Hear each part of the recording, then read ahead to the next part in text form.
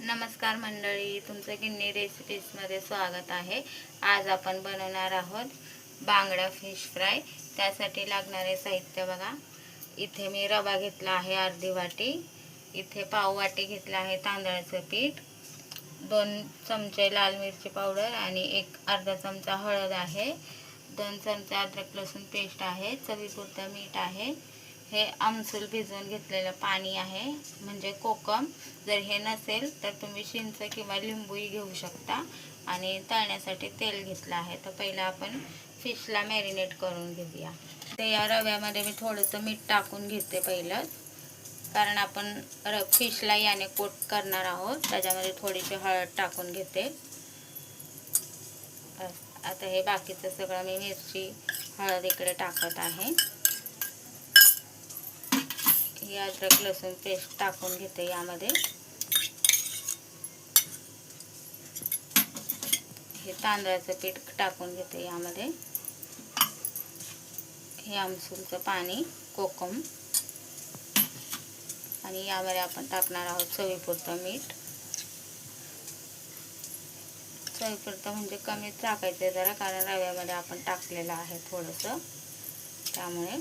आणि याला असं सगळं मिक्स करून घ्यायचं आहे।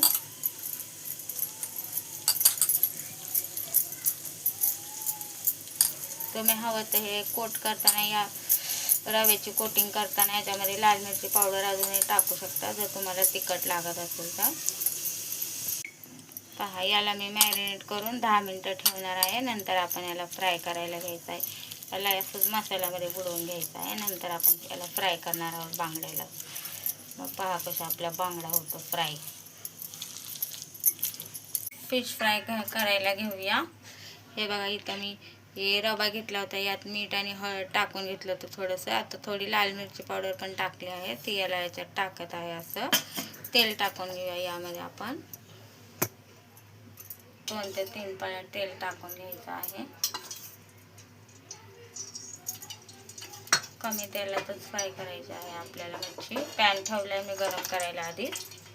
हे पहा, मग याला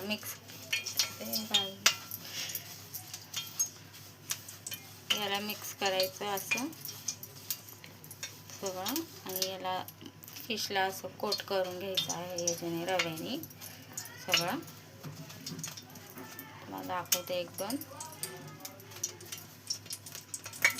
पहा, या प्रकारे झाले आहे माझा रवा लावून मच्छीला फिशला। आता आपण याला फ्राय करायला घेऊया। खूप छान लागते या प्रकारे, जर तुम्ही केलीत ना फ्राय, खूप छान चव येते याला आणि चांगले फ्राय होते, चांगला मसाला लागतो। ही एक